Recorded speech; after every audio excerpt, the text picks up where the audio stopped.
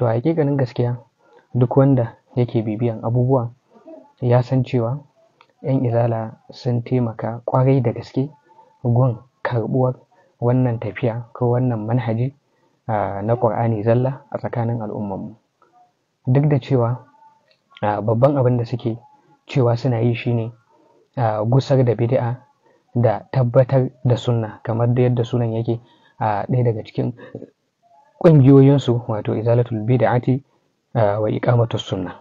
To amma ba su sani ba hanyar da suke bi gun yin da'awarsu tana taimakawa kwarai gun kore mutane daga sunna annabi sallallahu alaihi wasallam da kuma yadda da hadisan annabi sallallahu alaihi wasallam.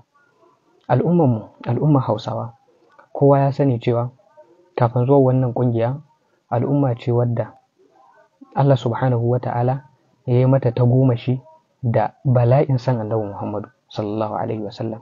Ba ta da wani abu wanda take so kamar annabi Muhammad sallallahu alaihi wasallam. Ba ta da abin da take girmamawa kamar annabi Muhammad sallallahu alaihi wasallam. Idan kana so ka ga tashin hankalinsu to a taɓa annabi Muhammad sallallahu alaihi wasallam. Amma sai ya zama wannan ƙungiyar ta zo ta yi amfani da wasu hadisai, wasu wanda na ƙarya ne, an tabbatar da cewa hadisan ƙarya ne, malamai sun tabbatar, wasu kuma wanda suke yi musu fassara irin fassarar su, wanda suke amfani da su suna nuna mutane cewa annabi sallallahu alaihi wasallam bai da wata kima irin kimar da al'ummar mu take bashi. Sannan bayan wannan zan kawo misalan irin wannan a gaba insha Allah. Abu na biyu, al'ummar mu ko malaman mu a da suna da manhajin da suke bi gun koyar da al'umma.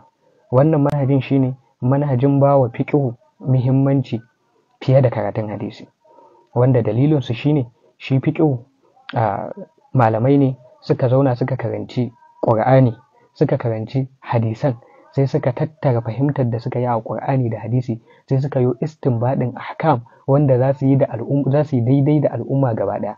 Wato ahkam wanda suka danganci sallah, wanda suka danganci zakka, wanda suka danganci hajji, wanda suka danganci azumi, wanda suka danganci haƙoƙi kamar misali rabon gado da sauran abubuwan da dukkan al'umma suna buƙatar su, abin da ya danganci tsarki. So sai suka tattare wannan a cikin littattafan fiqhun, sai zamo malaman mu sun ɗauko sun ɗora mu akai suna koya mana, saboda sun san cewa a cikin hadisai akwai hadisin da idan mutum bai yi zurfi a ilimi ba baya buƙatar sa, kuma idan mutum ya mutu bai san wannan hadisin ba babu abin da zai ragu da shi. Sai zamo kawai sun yi tarkizi akan waɗannan ba dan wai ba su iya hadisai ba, a'a sun iya hadisan kuma suna koyar da khassawa na ɗalibansu. Kuma duk hadisan da suke da iskalin nan wanda idan ammawa suka ji kai tsaye suke karyata su, suna da hanyar da suke yin bayani wadda zaka fahimci me ake nufi. Amma ƙungiyar nan tana zuwa kawai sai ta ce duk a daina karanta wancan fiqh, a dawo karatun hadisi. Zaka samu mutum bai san farillan sallah ba, bai san farillan alwala ba, amma kuma yana ɗaukan Bukhari yana tafiya wani majalisi na wani malamin su ana karanta mai Bukhari, yana ɗaukan Muslim yana tafiya wani majalisi na malamin su ana karanta mai Muslim, ko baki bai sani ba. A wannan karatun zai ji an ce misali mahaifan Annabi sallallahu alaihi wasallam za su tafi inda baya tamannin iyayensa shi su je, in an yi magana zai ce ai a hadisi ya ji, da sauran irin abubuwa wanda kowa ya san su. To sai zamo duk ta dalilin wannan manhajin da suka kawo sabo na karantarwa, duk sai suka rikita al'ummar mu, suka ɗimauta su, ya zama mutum yana karanta babban littafi amma bai iya ƙarami ba, mutum yana karanta wasu abubuwa na rigima amma bai iya abin da ya zama farilla a kansa ba, abin da yake farilla na ainihin sa ma bai sani ba. Sannan idan ka duba zaka ga a da'awar tasu wanda suke amfani da ita gun sai sun rage kima annabi sallallahu alaihi wasallam, sun nuna wa jama'a cewa san annabi sallallahu alaihi wasallam bai da wata kima sosai. Suna amfani da wasu hadisai wanda wasu na ƙarya ne, wasu kuma ba su fahimce su daidai ba, suna rushe ayoyin Qur'ani. Kamar misali hadisin mahaifan annabi sallallahu alaihi wasallam, kowa ya sani cewa wannan hadisin na ƙarya ne, malamai sun faɗa, saboda hadisin ya ci karo da ayoyi na Alƙur'ani.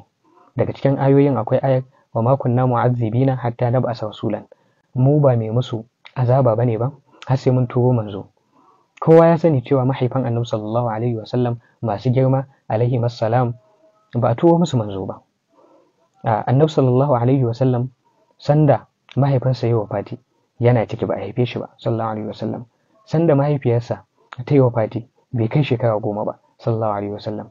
tsakanin annabi sallallahu alaihi wasallam da annabi Isa wajen shekara ɗaruruwa ne. To wane ne annabinsu da aka aiko musu? To amma kawai sai aka samu wani hadisi wanda aka tabbatar cewa na ƙarya ne, ya ce suna wani gu wanda kowa baya fatan shi iyayensa su je, ko da ba mutanen kirki ba ne ba. Sai aka ce an kai iyayen annabi wannan gun, sai aka rike waɗannan hadisan duk da gashi a fili fa sun saba da alƙur'ani. Aka ce dole a yi aiki da su, kuma dole ne a biya wa ammawa, kuma dole ne a faɗa. In baka faɗa ba ma a ji haushinka. To ta yaya mutane inda a riƙe ƙur'ani zalla ta zo ba za su riƙe alƙur'anin ba? Sannan a cikin alƙur'ani Allah subhanahu wa ta'ala ya nuna mana cewa duk irin laifin da kai mai, idan har ka zo mai da annabi Muhammadu sallallahu alaihi wasallam, annabi Muhammad sallallahu alaihi wasallam ya shige ma gaba a gunsa, Allah subhanahu wa ta'ala ya ce zai yafi. Wala annahum izzalamu anfusahum ja'uka fastaghfirullaha wastaghfara lahum ar-rasulu lawajadullaha tawwabar rahima. Allah ya ce da a ce su bayi yayin da suka zalunci kansu da kowane irin zunubi za su zo gunka ya Rasulullah, za su nemi gafara Allah, sannan za ka shige musu gaba ka nema musu gafara Allah.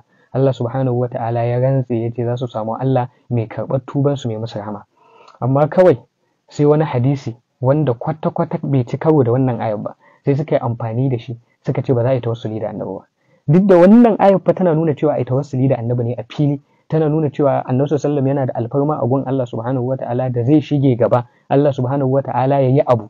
Amma sai suka ce kwata-kwata ba za a yi tawassuli ba, saboda hadisi ya zo wanda dogon hadisi ne, dukkan ɗaliban ilimi sun san shi, wanda a ciki dai ake tabbatar da cewa ana yin tawassuli da ayyuka. Sai ya zamo sun riƙe hadisin duk da cewa fa ba shi da alaka da cewa ka ai tawassuli da annabi, sai suka ce sun riƙe shi ai ba a tawassuli da komai sai aikin fa da Allah subhanahu wata'ala ya nuna mana a cikin alkur'ani cewa ko da aikinka sayyidina Abubakar da sayyidina ya kai na sayyidina Abubakar da sayyidina Umar, wanda su ne sahabbai, su ne mafi girma a cikin al'umma annabi Muhammad sallallahu alaihi wasallam, ko da aikinka ya kai nasu, Allah ya ce zai rusa shi saboda ɗaga murya sama da murya annabi Muhammadu. Ya ayyuhal ladina amanu la tarfa'u aswatakum fawqa sawti an-nabiyyi wa la tajharu lahu bil qawli kajari ba'dikum li ba'din an tahbata a'malukum wa antum la tash'urun. Allah ya ce ya ku wanda kai imani daga yau kar ku ƙara ɗaga murya sama da murya annabi Muhammad sallallahu alaihi wasallam, kar ku dinga bayyana faɗi gare shi kamar yadda shashin ku yake bayyana wa shashi.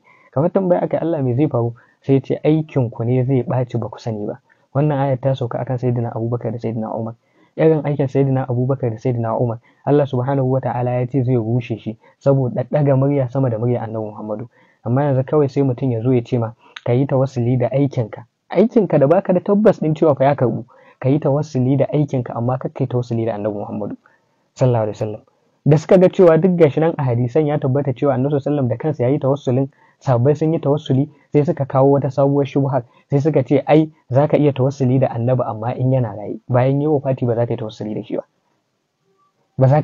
shi ba, bayan ayatan bata nuna cewa fa idan annabi ya wafati a daina tawassuli da shi ba. To ya mutane ba za su yarda da wannan sabuwar fikirar da ta zo ba?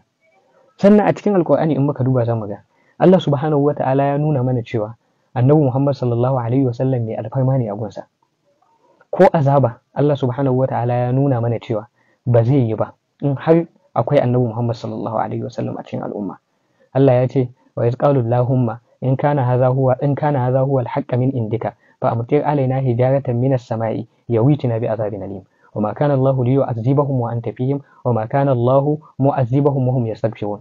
Allah subhanahu wataala ya ce ya Rasulullah ka ambaci yayin da suka ce idan wannan abin gaskiya ne daga gare ka kai mana ruwan duwatsu ko ka zo mana da azaba mai radadi ba za mu yadda ba. Sai Allah subhanahu wataala ya ce wa ma kana Allah liyu'azzibahum wa anta fihim. Allah ba mai musu azaba bane muddin kana cikin su ya Rasulullah, in dai akwai ka to ba zan yi azaba ba. Allah subhanahu wataala ya nuna annabi sallallahu alaihi wasallam yana da alfarma. Allah ya ce wa ma kana Allahu mu'azzibahum wa hum yastaghfirun. Allah ba mai musu azaba bane muddin suna istighfari. Amma kawai yanzu sai mutum ya zo ya ce ma kakka nemi taimakon annabi sallallahu alaihi wasallam, annabi ba zai iya taimakon ka ba. Sai mutum ya zo ya ce ma annabi sallallahu alaihi wasallam wal iyazu billah, magana mai girma, annabi sallallahu alaihi wasallam ba zai amfanar da kai ba. Da sauran irin waɗannan miyagun maganganu da suke faɗa. Bayan gashi anan Allah subhanahu wataala ya nuna cewa annabi sallallahu alaihi wasallam yana da amfani saboda shi ba zai yi azaba ba. Da annabawa Allah subhanahu wataala yi wa al'ummatan su azaba ne suna nan akan idan su, amma annabi sallallahu alaihi wasallam ya ce Allah subhanahu wataala ya ce in annabi sallallahu alaihi wasallam yana nan ba zai yi azaba ba. Amma sai a ce ba a neman taimakonsa. Annabi sallallahu kansa ma wal iyazu billahi ba zai abin da suke faɗa ba amfani mai kama da haka, da maganganu masu nauyi da suke faɗa. Allah subhanahu wataala a cikin alkur'ani ya haɗe damirinsa da damirin annabi Muhammad sallallahu alaihi wasallam. A larabci akwai tasniya, mutum biyu za a haɗe su a yi musu tasniya, wato za a raba su kenan ya zamo an samu tasniya. Amma Allah subhanahu wataala sai ya haɗe damirinsa da na annabi Muhammadu, ya ce wallahu wa rasuluhu ahaqqu an yurduhu, ahaqqu an yurduhu, Allahu wa rasuluhu. In ni da kai ne mu biyu sai a ce an yurduhu ma, amma sai Allah subhanahu wataala ya ce an yurduhu. Amma yanzu sai ka samu wani da sunan tauhidi yana iya kokarinsa sai ya ga ya raba Allah da annabi Muhammadu sallallahu alaihi wasallam. Ta yaya fikirar yan Qur'aniyun ba za ta dinga karbuwa ba? A cikin alkur'ani Allah ya bamu labarin cewa sahabbai suna cewa hasbunallah sayu'tina Allahu min fadlihi wa rasuluhu. Amma yanzu kawai sai aka samu wasu suna cewa in ka tashi zaka yi addu'a ka cire sunan annabi Muhammadu, ka ce hasbunallahu sayu'tina Allahu min fadlihi kawai. Yaya mutane ba za su yarda da fikirar Qur'aniyun ba?